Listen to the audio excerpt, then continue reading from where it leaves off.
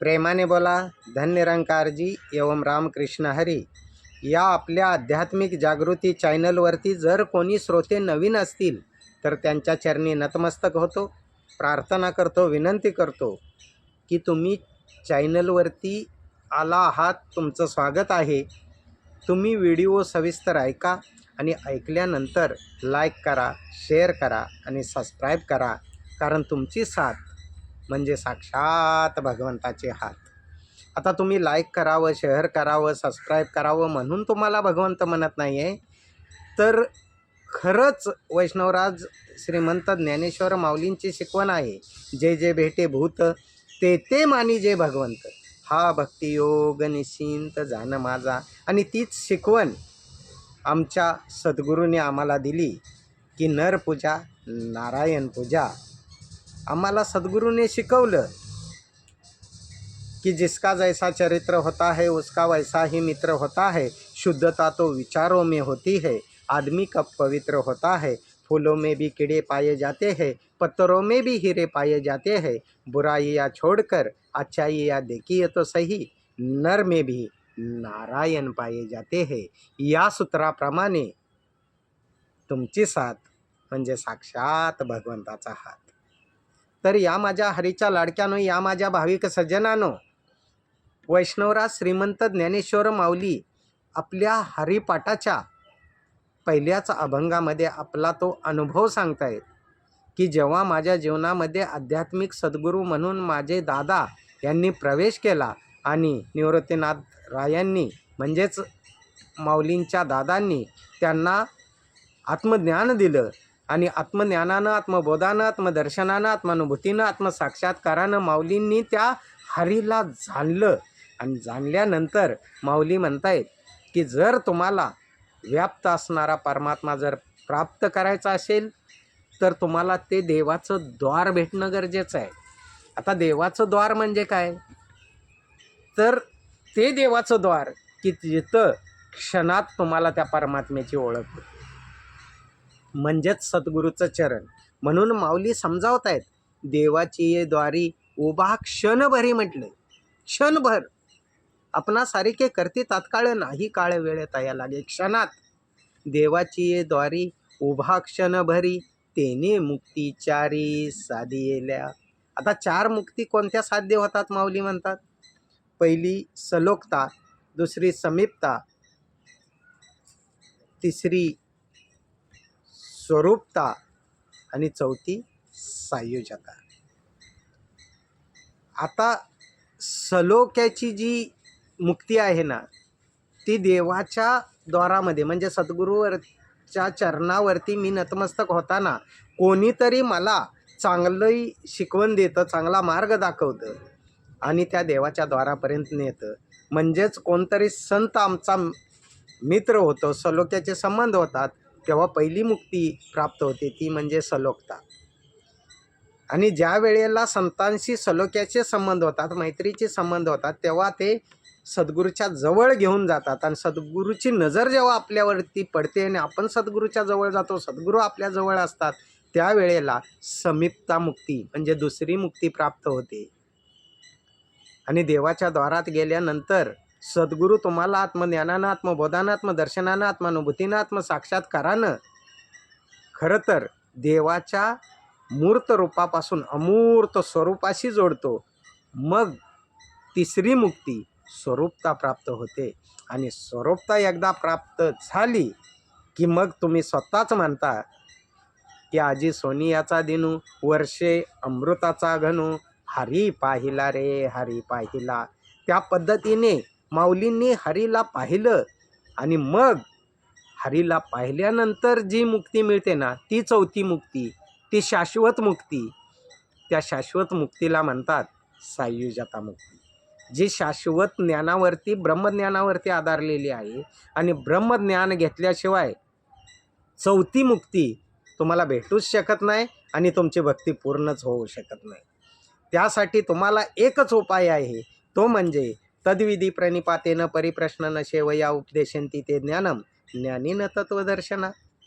मग त्यासाठी म्हणून माऊलींनी सांगितलं की देवाची ये द्वारी उभा क्षणभरी, तेने मुक्तिचारी साधियेल्या हरिमुखे म्हणा हरिमुखे म्हणा. 4 मुक्ती साध्य झाल्यानंतर काय करा, तर त्याचं सिमरन करा, नामस्मरण करा. हरिमुखे म्हणा हरिमुखे म्हणा, पुण्याची गणना कोण करी. हरिमुखे म्हणा मुखानं जर हरीचं नाव घेतलं तर त्या पुण्याची गणना करताच येणार नाही आहे. पण त्यासाठी अगोदर देवाची द्वारी उभा क्षण भरी तेने मुक्तिचारी साधियेला हे साध्य करून घ्या. आणि त्याच्यानंतर मग माऊलींनी म्हटले दुसरे स्टेप, हरिमुखे म्हणा पुण्याची गणना कोण करी. या पुण्याची गणना का करू शकत नाही, तर अगणित असणारा जो अभेद आहे, अचेत आहे, अविनाशी आहे, रंगरूपाहून न्यारा आहे, ज्याला आधी मध्य अंत रहित प्रभू परमात्मा म्हटलं जातं. जसं माऊली म्हणतात ना, अव्यक्त निराकार नाही जाकार, जेतून चराचर हरीशी भजे, असा परमात्मा माऊलींनी पाहिला. म्हणून ते म्हटले देवाची द्वारी उभा क्षण भरी तेने मुक्तिचारी साधियेल्या हरिमुखे म्हणा पुण्याची गणना कोण करी. असोनी संसारी जीवे वेगू करी. संसारात राहून जसं जनाबाई म्हणतात ना, दळिता कांडिता तुझं गायीना अनंता, त्याप्रमाणे संसारात राहून जिवे वेगू करी. जिवे म्हटले, जिवे नाही जिव्हे, व आणि ह जोडलेला आहे, जिवे. याचा अर्थ काय, जिभेला वेग देऊन तुम्ही नामस्मरण करा. हरिमुखे म्हणा पुण्याची गणना कोण करी. असोनी संसारी जीवे वेगू करी. म्हणजे जसं कमळ चिखलात असतं पण चिखल आपल्यावर घेत नाही, जशी नाव पाण्यात असते पण पाणी नावेत आल्यानंतर बुडेल, त्याप्रमाणे नावेप्रमाणे आणि कमळाप्रमाणे असोनी संसारी जीवे वेगू करी. वेग देऊन जिभेला, जिवे वेगू करी म्हणजे वेग देऊन म्हणजे फास्ट म्हणा असं नाही. जिवे वेगू करी म्हणजे कंटिन्यू तुम्ही त्याची आठवण ठेवा. जिवे वेगू करी वेदशास्त्र उभारी बाह्य सदा. उभारी म्हणजे काय, हात वर करून वेदशास्त्रसुद्धा तुम्हाला आशीर्वाद देतील असं माऊली म्हणतायत. वेदशास्त्र उभारी बाह्य सदा. आणि एवढंच नव्हे तर तुम्हाला प्रमाण देतो, पुरावा देतो म्हणतात माऊली. ज्ञानदेव म्हणे व्यासाची खुणा, द्वारकेचा राणा पांडवा घरी. बघा किती सुंदर उदाहरण दिलं की द्वारकेचा राणा म्हणजे परमपिता परमात्मा, त्याने सुद्धा पांडवाच्या घरी येऊन सेवा केली, पाणी भरलं. म्हणजे एवढी ताकद त्या नामस्मरणात आहे. परंतु हे सगळं नुसतं रटन करण्याने पठन करण्याने होणार नाही. त्यासाठी तुम्हाला सुद्धा माऊलींसारखा तो हरी चारी दिशेला दाही दिशेला दिसला पाहिजे. ज्ञानदेवा पाठ हरी हा वैकुंठ आणि भरला घनदाट हरी दिसे म्हणतायत ना माऊली. मग तुम्ही पण कधीतरी जिज्ञासा निर्माण करा, कधीतरी तहान निर्माण करा, कधीतरी भूक निर्माण करा, कधीतरी प्रश्न निर्माण करा की कणाकणामध्ये सामावलेली अशी परमसत्ता मला जाणायची आहे, मला पाहायचा आहे तो ईश्वर. आणि तोच ज्ञानाचा बोध, ज्ञानाचा इशारा, ज्ञानाचं वर्म आज समयाच्या सद्गुरू माता सुदीक्षाजी महाराज अर्थात निरंकारी माताजी संपूर्ण जगाला समजावून सांगतात. या श्रद्धेचा नमस्कार करा आणि आपला यहलोक आणि परलोक सोयीला करा बाबांनो. आणि जाता जाता जे तुकाराम महाराजांनी मागणं मागितलं, हेची दान देगा देवा तुझा विसर न व्हावा, गुण गायी न आवडी हेची माझी सर्व जोडी, न लगे मुक्ती धन संपदा संत संग देई सदा. तुका म्हणे गर्भवासी सुखे घालावे आमासी. आम्ही गर्भवासी आहोत.